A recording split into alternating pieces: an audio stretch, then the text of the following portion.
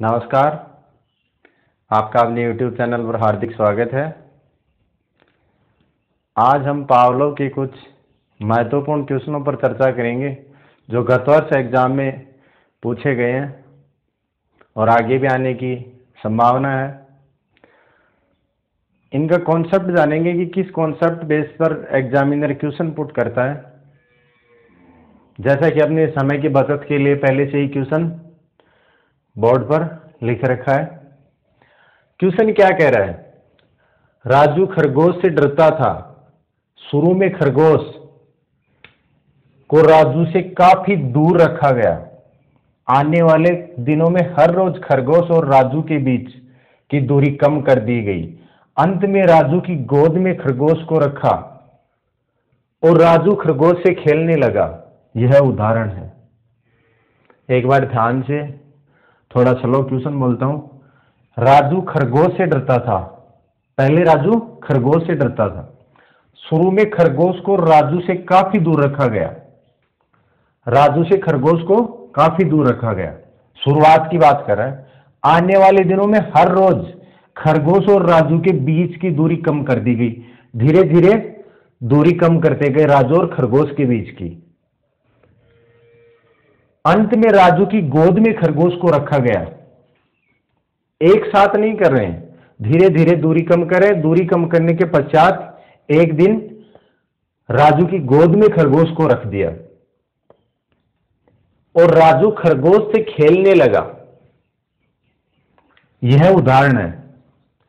शास्त्रीय अनुबंधन का सिद्धांत का उदाहरण है, या क्रिया प्रस्तुत अनुबंधन सिद्धांत का उदाहरण है, या प्रयत्न व त्रुटि सिद्धांत का है, या इनमें से कोई नहीं। आईटेट लेवल फर्स्ट 2012 का क्वेश्चन है। तो दूरी कम कर रहे हैं, धीरे धीरे धीरे धीरे दूरी कम करें। दूरी कम करने के पश्चात एक दिन उसको गोद में रख देते हैं खरगोश को, और राजू खरगोश से खेलने लग जाता है।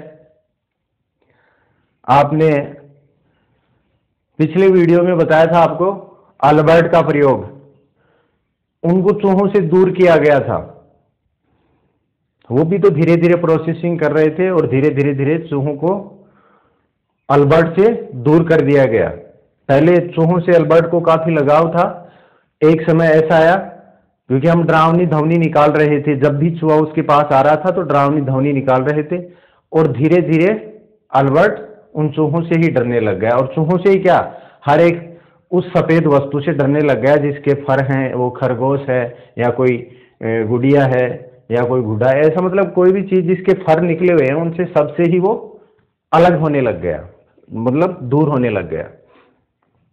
तो ये शास्त्रीय अनुबंधन का सिद्धांत किसकी बात कर रहा है?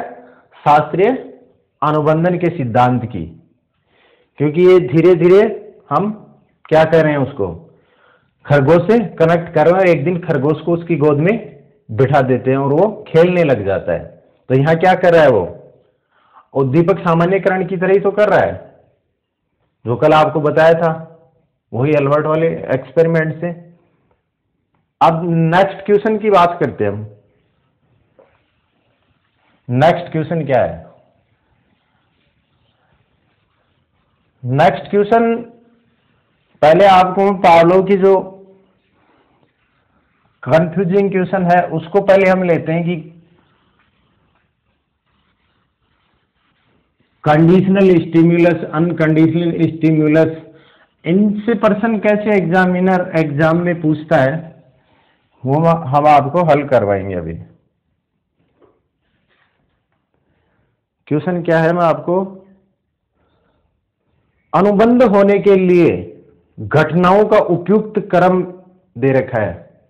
किसकी बात कर रहा है? अनुबंध होने के लिए घटनाओं का क्या क्रम है। तो यहां लिख देते हैं हम क्वेश्चन नंबर 2।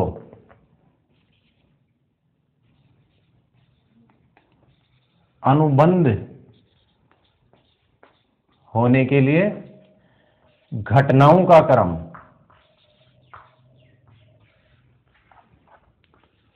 घटनाओं का क्रम इस प्रकार है।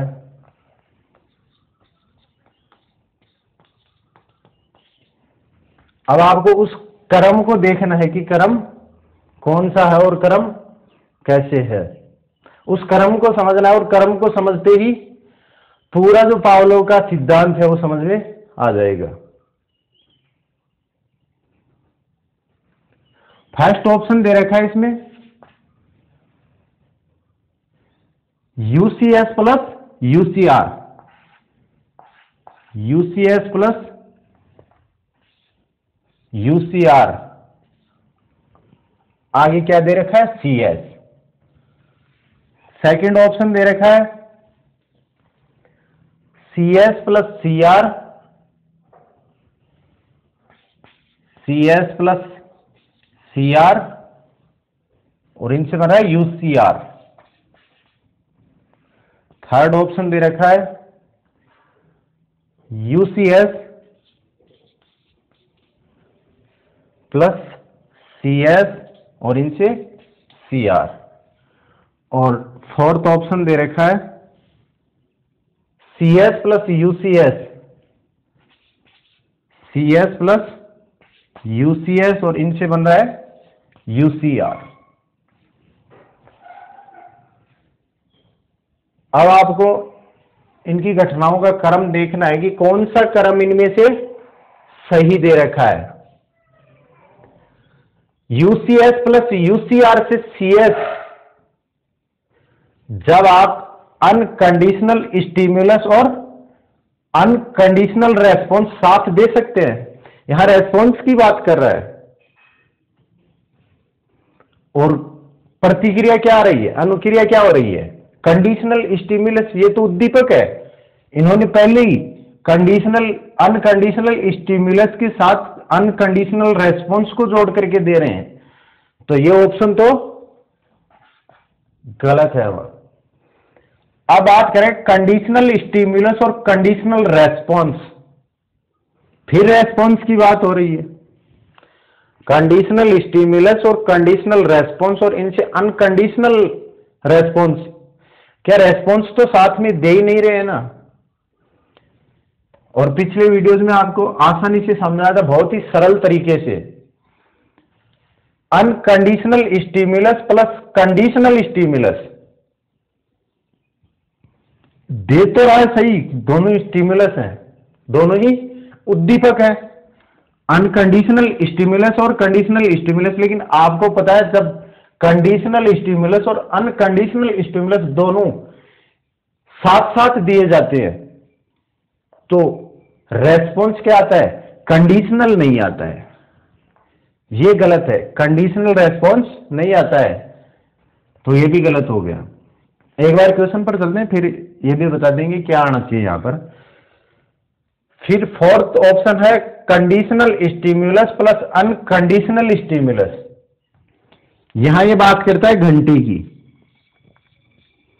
क्या है, कंडीशनल स्टिमुलस अस्वाभाविक उद्दीपक और अनकंडीशनल स्टिमुलस दोनों ही उद्दीपक दे रहे हैं, दोनों साथ साथ देंगे, सही बात है यहां तक। घंटी कंडीशनल स्टिमुलस है, अनकंडीशनल स्टिमुलस था भोजन। भोजन और घंटी को एक साथ साथ दे रहे हैं। अब रेस्पॉन्स क्या आ रहा था कल, जो लार आ रही थी वो स्वाभाविक आ रही थी, तो ये क्या कह रहे हैं यहां पर, अनकंडीशनल रेस्पॉन्स जो स्वाभाविक लार है, अनकंडीशनल रेस्पॉन्स जो स्वाभाविक लार है। ये ऑप्शन बिल्कुल राइट ऑप्शन है। अब यहां गलत क्यों है, क्योंकि स्टिमुलस तो दोनों सही दे रहे हैं, उद्दीपक तो दोनों सही हैं, लेकिन जो रेस्पॉन्स आ रहा है वो गलत है, क्योंकि कंडीशनल रेस्पॉन्स कब आता है, जब कंडीशनल स्टिमुलस दिया जाता है। ये बात ध्यान रखने की है, कंडीशनल स्टिमुलस देंगे तो कंडीशनल रेस्पॉन्स आएगा। यहां क्या हो रहा है, यहां तो रेस्पॉन्स दे रहा है साथ में, यहां भी साथ में रेस्पॉन्स दे रहा है, तो दोनों ऑप्शन ये तो देखते ही गलत है। बट यहां पर थोड़ा कंफ्यूजिंग है, क्योंकि कंडीशनल रेस्पॉन्स नहीं आता है। कंडीशनल रेस्पॉन्स जब आएगा जब हम एक स्टेज में चले जाएंगे और कंडीशनल स्टिमुलस देंगे तब। हाँ, यहां प्रश्न मान लो ऑप्शन एक और होता कि कंडीशनल स्टिमुलस से कंडीशनल रेस्पॉन्स, और ये ना दिया होता तो ये सही है।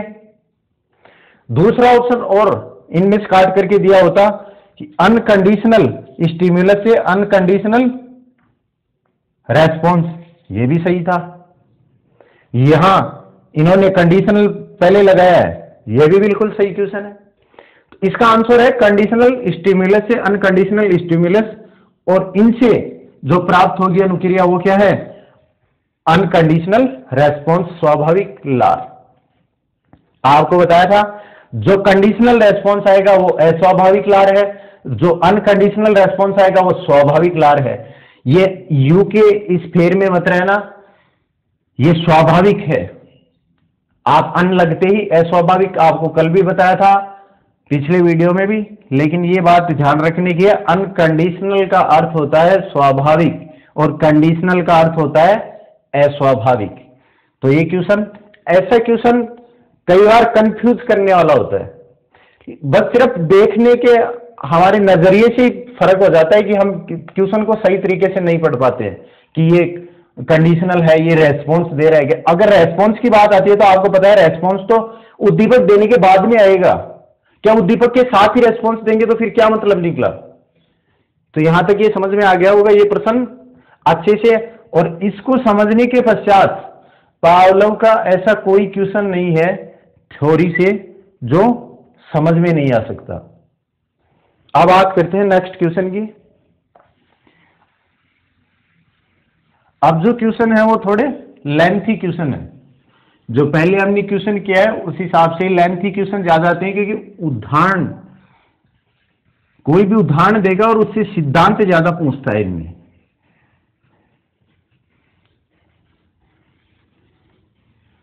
जैसे क्वेश्चन आया हुआ था कि कुत्ते वाला क्वेश्चन आया हुआ था कि मांस का टुकड़ा जैसे जैसे सीढ़ियों से उतरते हैं तो उनके कदमों की आवाज से भी वो लार स्रावित करने लग जाता है कभी कभी।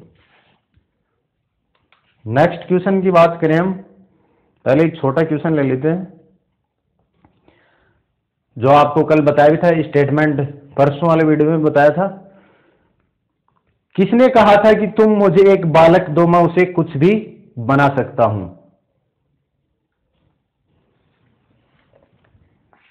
क्वेश्चन नंबर 3 है, किसने कहा था? एक स्टेटमेंट दे रखा है इनका, किसने कहा था कि तुम मुझे एक बालक दो?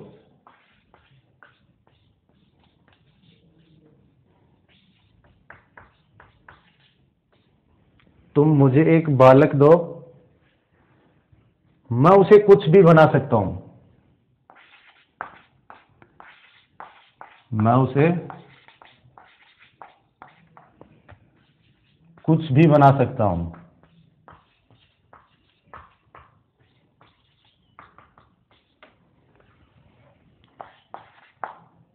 ऑप्शन ए क्या दे रखा है?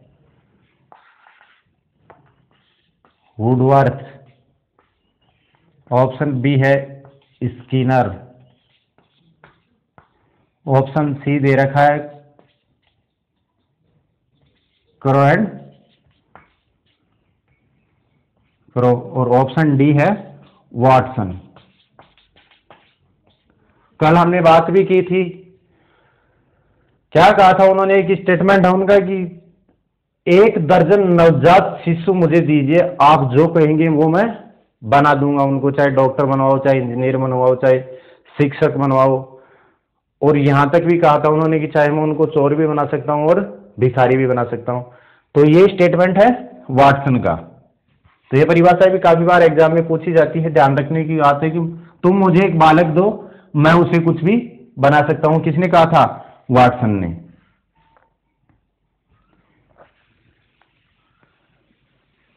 आप नेक्स्ट क्वेश्चन की बात करते हैं।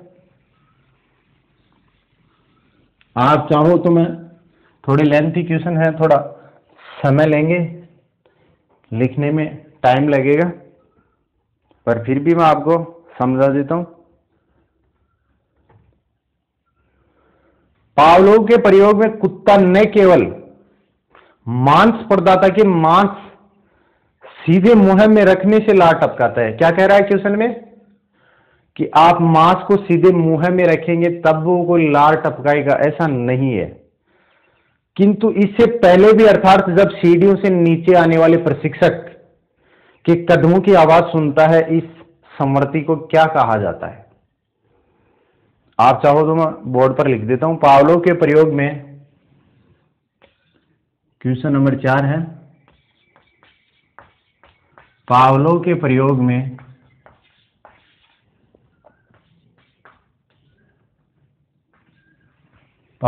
प्रयोग में कुत्ता न केवल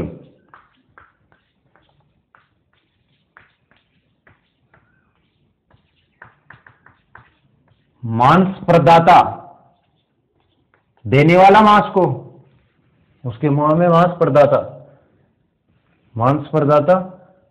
के मांस सीधे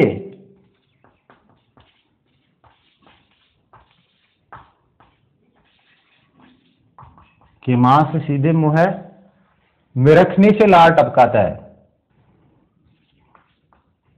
मुंह में रखने से लार टपकाता है।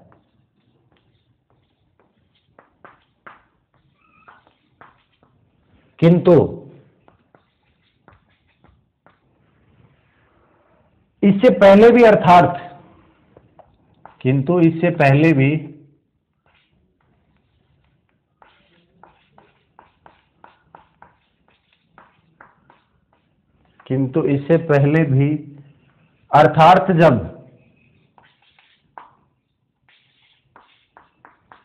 अर्थात जब प्रशिक्षक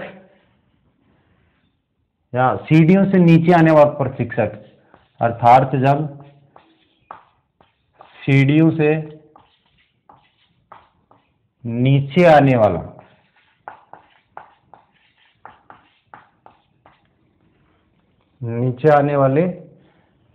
वाला प्रशिक्षक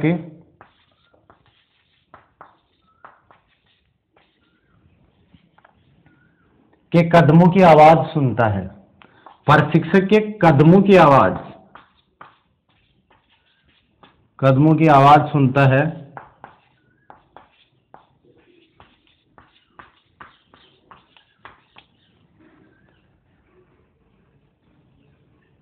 इस समवर्ती को क्या कहा जाता है?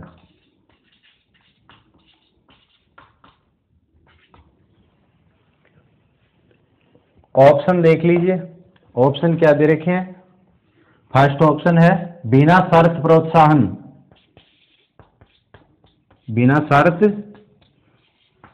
प्रोत्साहन। सेकंड ऑप्शन दे रखा है अनुकूलित उत्तेजना।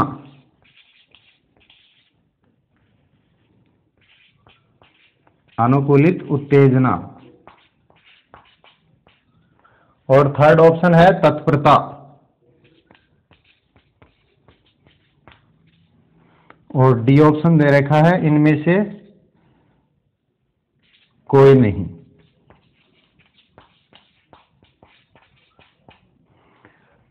पावलोव के प्रयोग में कुत्ता न केवल मांस प्रदाता के मांस सीधे मुंह में रखने से लार टपकाता है, किंतु इससे पहले भी, अर्थात जब सीढ़ियों से नीचे आने वाले प्रशिक्षक के कदमों की आवाज सुनता है, इस समवर्ती को क्या कहा जाता है?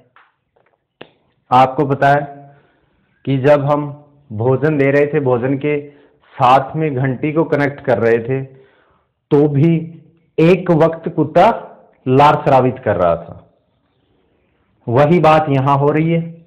यहां क्या बात कर रहे हैं कि आप जब पहले कुत्ते को भोजन दे रहे थे तो वो लार स्रावित कर रहा था, लेकिन ये बात यहां ये कह रहा है कि न केवल मांस प्रदाता के मांस सीधे मुंह में रखने से कोई लार थोड़ी स्रावित कर रहा है। वो एक समय ऐसा भी आता है जिसमें वह जब सीढ़ियों से नीचे आने वाले प्रशिक्षक जो मांस प्रोवाइड करवा रहा है, जो भोजन दे रहा है, तो नीचे आता है तो उसके कदमों की आवाज से भी वो लार स्रावित करने लग जाता है।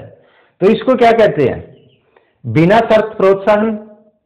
ऐसा तो कोई क्वेश्चन इसमें आंसर है नहीं। अब बात करते हैं अनुकूलित उत्तेजना। अनुकूलित उत्तेजना क्या है? उत्तेजना शब्द का मैंने पहले भी बताया था, फर्स्ट वीडियो में हमने पावलोव के सिद्धांत को स्टार्ट किया था। तो क्या था, उत्तेजना और उद्दीपक में क्या अंतर है? वही बात है, उत्तेजना कह दो या उद्दीपक कह दो।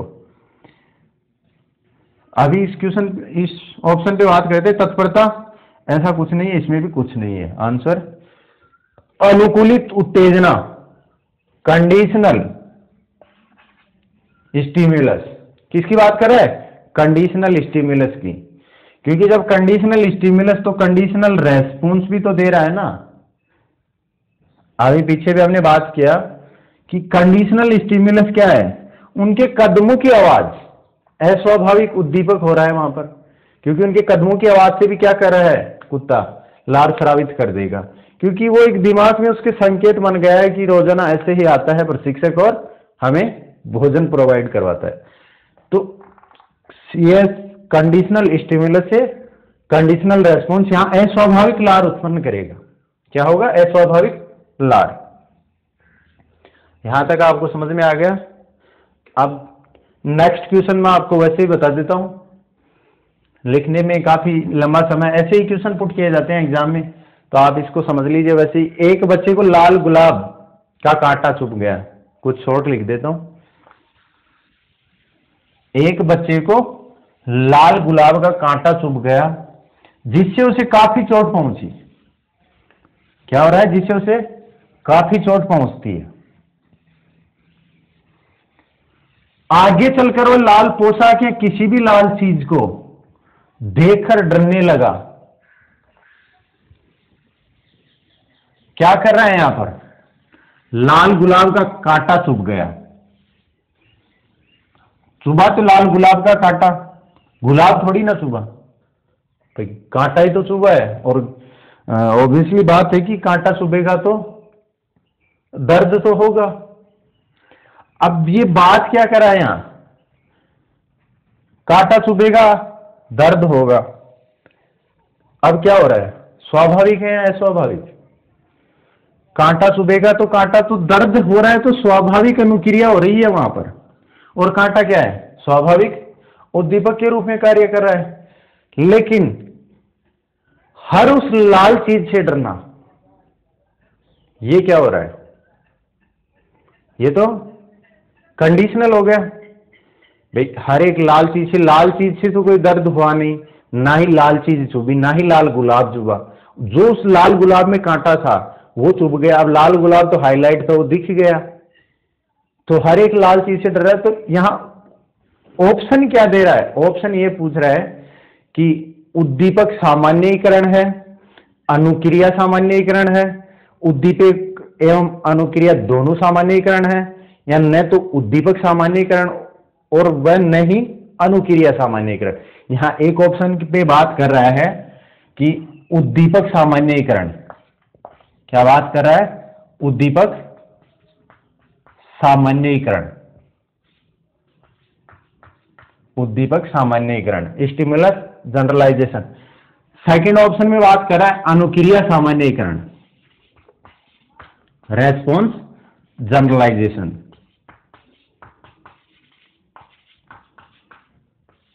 और थर्ड ऑप्शन में बात करता है उद्दीपक और अनुक्रिया दोनों ही, इसमें बात कर रहा है दोनों ही सामान्यीकरण कर रहा है, दोनों का ही।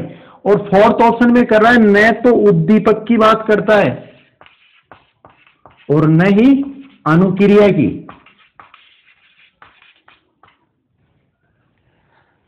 तो इसमें क्या हो रहा है?